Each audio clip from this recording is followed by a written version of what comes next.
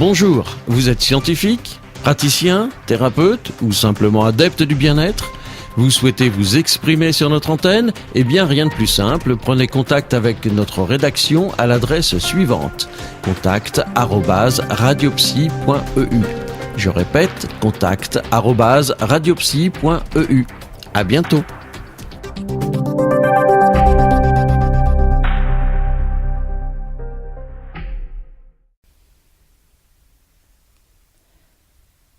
Valia Tanon, bonjour.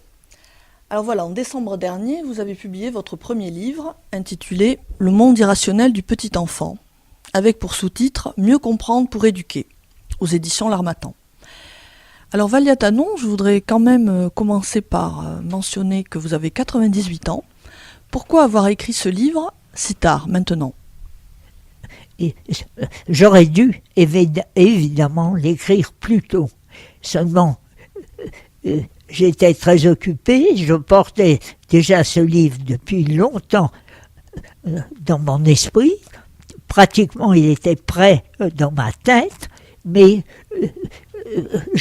l'occasion est venue parce que j'ai 3 petites filles qui sont nées en 2011, en juin 2011, et donc j'avais un champ d'observation qui s'ouvrait devant moi, et je me suis dit, maintenant, il faut que pour ces 3 petites filles, que j'écrive ce livre, et on y va. Alors, vous êtes toujours intéressé à l'éducation. Pourquoi ce titre, Le monde irrationnel du petit enfant ? Pourquoi le petit enfant vivrait-il dans un monde irrationnel ? Que voulez-vous dire par là ? Voilà, ce que je veux dire par là, c'est que l'enfant naît avec ses neurones au complet, seulement il n'a aucune connexion entre ces neurones à la naissance. Et quand j'ai découvert ça, j'ai trouvé ça profondément injuste. Et lorsque j'ai rencontré Anna Freud en 1962 à Londres, elle m'a aussi fait comprendre que l'enfant n'était pas un petit homme avec une figure humaine accomplie, mais une larve humaine inachevée qui doit encore attendre 7-8 ans avant de pouvoir devenir un être humain complet. Donc pour vous, l'âge de 7-8 ans, c'est l'âge de raison. C'est une limite importante. La limite importante de l'âge de raison était connue depuis l'Antiquité. Ils n'avaient pas de neurosciences, mais ils avaient véritablement beaucoup simplement de l'observation de l'enfant, et puis ils avaient surtout beaucoup de bon sens, qui nous manque, je crois, actuellement, et c'est comme ça qu'on traite les enfants à l'envers de ce qu'on doit les traiter. Et c'est là mon sous-titre, Mieux connaître pour éduquer. Et alors le sous-titre, Mieux comprendre pour éduquer. Votre propos, c'est qu'il y a une incompréhension entre les adultes et les enseignants et les enfants à cause justement de ce monde irrationnel qui est celui de l'enfant jusqu'à 7-8 ans. Voilà. Justement, donc, il y a une incompréhension entre les adultes parce qu'ils croient, enfin la plupart des adultes croient que quand ils donnent une explication à l'enfant le comprend. En réalité, il entend des paroles gentilles. Alors si vous le dites gentiment, doucement, si la mère parle doucement, il se dit, tiens, ma mère m'aime, tout va bien. Mais si elle commence à crier ou quoi, alors vous avez peur, l'enfant rentre en lui-même et son élan s'arrête. C'est ce que disait Piaget, la moindre manifestation d'autorité brutale arrête l'élan de l'enfant. Et alors, donc, non seulement les parents, mais les éducateurs devraient savoir, les puéricultrices aussi, devraient savoir que l'enfant vit dans son monde à lui, différent de celui des adultes. Là, il est très heureux là-dedans, et nous avons eu quelqu'un d'extraordinaire en France, Madame Dolto, qui nous a montré ça. Et elle appelait les rêves de l'enfant de l'intelligence autrement. Parce qu'elle considérait que cette période est très importante pour que l'enfant reste dans ses rêves et, et qu'il faut tranquillement le laisser donc jusqu'à 7 ans sans vouloir lui enseigner des trucs autrement qu'à travers ses sens. On peut lui enseigner des tas de choses jusqu'à 7 ans, mais à condition qu'il n'y ait aucune proposition logique dans ce que vous enseignez. Il suffit de le savoir. Et c'est pour ça que j'ai écrit ce livre. Je voudrais que tout le monde comprenne cette chose très simple qui était connue dès l'Antiquité, qu'il y a un âge de raison. Et qu'à ce moment-là, à 7 ans, enfin, avant le petit garçon qui vivait qui était élevé avec les filles, à 7 ans, on le prenait. Alors, si c'était un fils de paysan, on le mettait comme petit pâtre, ou bien à ramasser des pommes de terre. Et si c'était un noble, on lui apprenait à monter à cheval, et il suivait son père, même à la guerre. Donc, il y avait cet âge de raison qui était respecté. D'ailleurs, jusqu'à 1891, l'école française ne commençait qu'à 7 ans. Et maintenant, la Finlande ne permet à aucun enfant d'entrer à l'école à moins de 7 ans révolus. Et c'est comme ça qu'elle est au top de toute l'éducation des enfants. Donc ça veut dire qu'il faut renoncer à certains enseignements avant 7 ou 8 ans. L'école classique impose des enseignements trop inadaptés.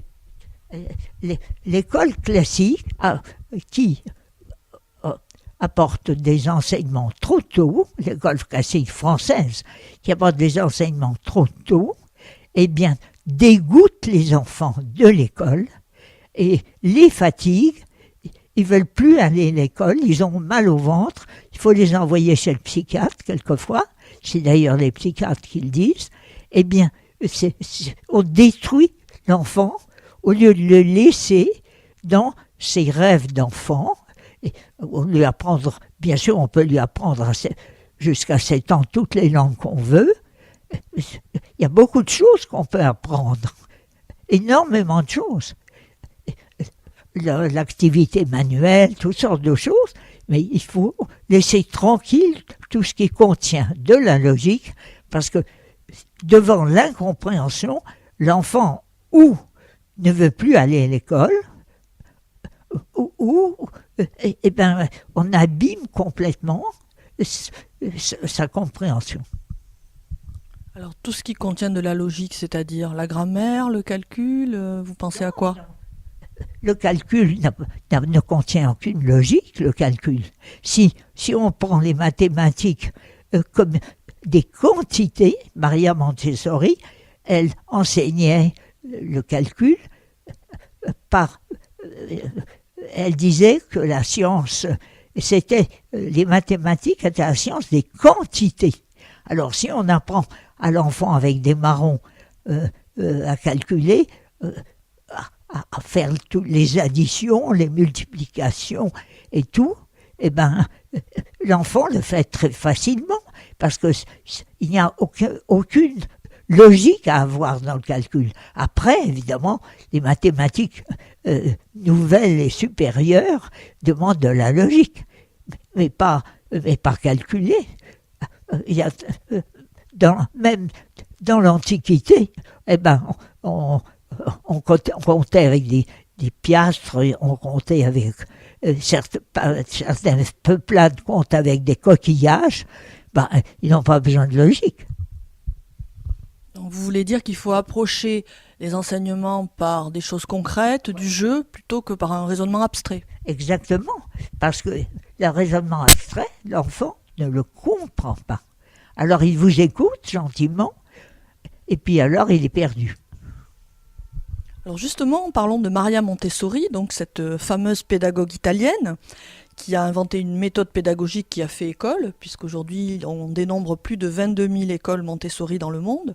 Alors vous-même, Valia Tanon, vous avez connu Maria Montessori à Paris dans les années 50, et vous vous êtes formé, vous avez créé une école Montessori. Vous pouvez nous en parler ?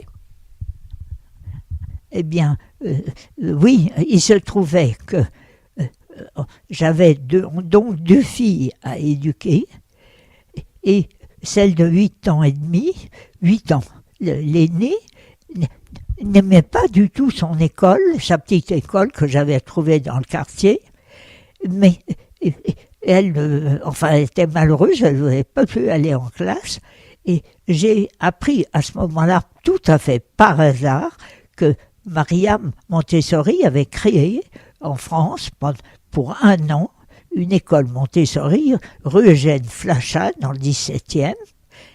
Et non seulement elle avait ses 2 classes, une de 3 à 6 ans et la deuxième de 6 à 9, mais elle avait aussi une formation montessorienne. Alors comme il fallait que je conduise tous les matins les 2 filles en voiture à travers Paris, eh bien je me suis inscrite à la formation montessorienne. Et j'ai trouvé ça absolument génial, parce que je voyais que les enfants travaillaient tout seuls, tranquillement, ils étaient tous heureux. Mes filles voulaient absolument aller à l'école, et même les vacances, ça les fatiguait, parce qu'elles n'allaient pas à l'école. Alors concrètement, comment se passent les cours dans une école Montessori ? On ne parle pas d'instituteurs, on parle d'éducateurs qui se trouvent au fond de la classe. C'est-à-dire qu'il n'est pas au fond de la classe, il est assis sur une chaise quelque part. Et alors il observe, et lui, l'éducatrice en général, c'est une femme, elle observe les enfants. Et quand elle voit qu'un enfant, les enfants prennent le matériel, tout le matériel Montessori est disposé sur des planches tout autour de la classe. Les enfants vont choisir le matériel avec lequel ils veulent jouer, parce que pour eux, c'est un jeu, et ensuite, ils doivent le ranger, quand ils ont fini, pour prendre un autre matériel. Et donc, ils travaillent tout seuls, et quand ils ont fini quelque chose, ils peuvent se promener dans la classe tranquillement, ils peuvent parler entre eux, à condition de parler doucement, parce que tout le monde parle doucement, la maîtresse surtout en premier, dans une classe Montessori, pour ne pas déranger les gens qui travaillent. Et les enfants sont tellement concentrés, parce que les enfants ont une concentration naturelle, que l'école détruit la plupart du temps, eh bien, ils apprennent tout seuls, avec leur matériel.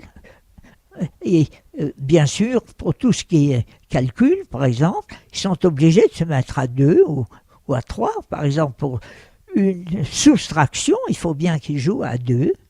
Et alors, il y en a un qui prend un petit papier chez la maîtresse, un gros petit papier, et il met toutes les petites perles de couleur sur sa table, et l'autre prend un autre papier, plus petit, et alors il va chercher, c'est sur la table du premier, sur un petit plateau, ses propres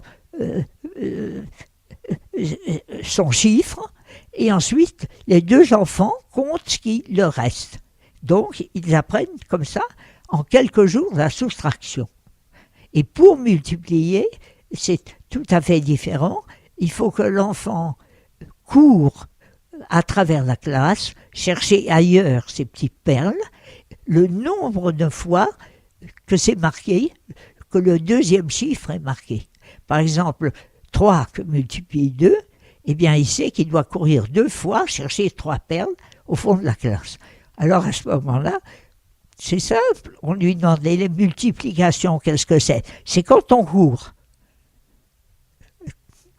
Donc il ne se trompe jamais. Donc les enseignements sont beaucoup basés sur le jeu. Il y a tout un matériel éducatif particulier conçu par Maria Montessori. Et ce matériel a été conçu pour des enfants handicapés mentaux. Et ensuite, évidemment, elle le retirait. D'ailleurs, ce matériel a été choisi par ces handicapés mentaux eux-mêmes. Et si ça ne les intéressait pas, elle le retirait, elle inventait un nouveau matériau. Donc, elle a pu les rendre actifs, mais elle n'a pas pu guérir le profond handicap parce que là, le cerveau ne fonctionne pas chez l'handicapé mental. Mais alors, elle s'est tout d'un coup, d'une manière géniale, elle s'est dit, et si j'essayais ce matériel avec des enfants normaux, des petits. Alors, elle a ouvert sa première école Montessori en 1907, dans le quartier le plus pauvre de Rome. C'était bien sûr gratuit et tout. Et les parents, aucun parent dans ce quartier ne savait lire ni écrire, et tous les enfants à 5-6 ans, ils savaient lire, écrire et calculer. Alors ça a été donc comme une espèce de coup de tonnerre dans le monde éducatif. Alors Valia Tanon, vous êtes né à Moscou en 1914 et vous avez connu la révolution d'octobre. Vous pouvez nous raconter un peu votre histoire, dans quelles conditions vous êtes arrivé en France ? Vous savez, quand la révolution a eu lieu, quand j'avais 3 ans. Donc, à 3 ans, on n'est pas prêt à comprendre ce qu'est une révolution. La seule chose que j'ai compris, c'est que quand mon père nous a dit à ma mère qu'elle prenne ses enfants et qu'elle descende ailleurs, parce qu'il commençait à y avoir des cadavres dans les rues, et il trouvait ça malsain pour nous tous. Alors ma mère a mis tous ses bijoux à la banque, et elle est partie avec nous dans le sud de la Russie. En particulier, on a fini par aboutir à Kiev, où les Russes n'étaient pas encore entrés, l'armée rouge. Et donc, nous avons passé 2 ans là-bas. Et après, mon père est venu nous chercher et nous sommes partis pour aller en France. Mais alors là, ça a été assez romantique, puisqu'il a fallu coucher dans des forêts chez des paysans, etc., des choses comme ça. Et finalement, j'avais comme ça des flashs dans mon souvenir, mais moi, je trouvais ça très amusant.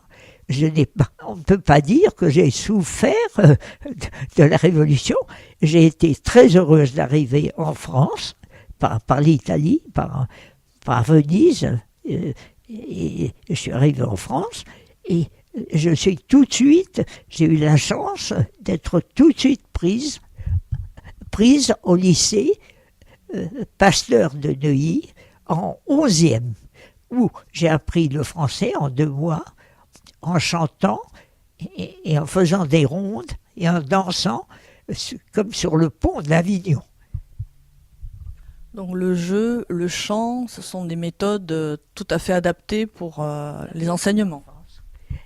Le chant, le jeu devrait être vraiment absolument appliqué aux enfants jusqu'à 7 ans. Est-ce que vous avez un projet de nouvel ouvrage ou est-ce que vous avez encore des mémoires, des choses que vous aimeriez raconter ? C'est-à-dire que je ne sais pas si l'Harmattan, enfin je ne sais pas encore, si l'Harmattan veut publier les mémoires que j'ai écrits en 2005 sur notre arrivée en France et des choses comme ça. Valia Tanon, merci pour cet entretien. Donc je rappelle que votre ouvrage s'intitule « Le monde irrationnel du petit enfant ». Mieux comprendre pour éduquer. Il est paru aux